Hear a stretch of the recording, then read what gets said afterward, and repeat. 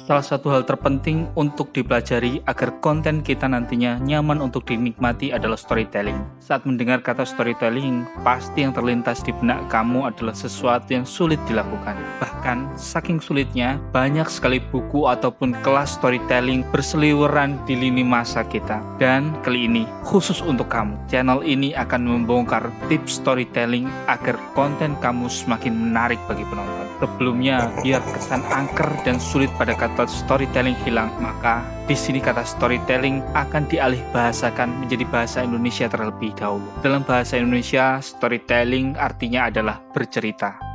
Suatu hal yang umum kita lakukan sehari-hari.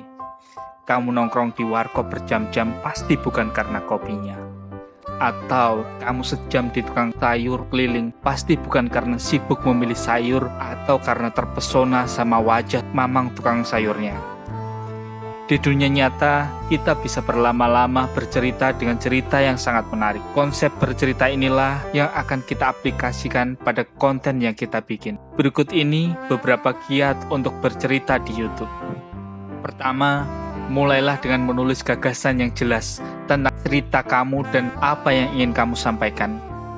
Ini akan membantu kamu tetap fokus dan berada di jalur saat kamu bikin konten. Bayangin, kamu pengen banget gibah di tukang sayur. Kamu pasti bakal nyiapin bahan sejak dari rumah. Kamu susun ceritanya semenarik mungkin. Nah, bikin konten juga sama seperti itu. Kemudian yang kedua adalah fokuslah pada 30 detik pertama. Sampaikan tujuan konten kamu di sini dan buat semenarik mungkin. Ini adalah waktu paling krusial bagi konten kamu karena mayoritas penonton akan memilih bertahan atau pergi di 30 detik pertama. Intinya adalah buat penonton kepo pada 30 detik pertama. Nah, tukang gibah pasti paham nih gimana caranya bikin orang kepo bahkan sejak detik pertama.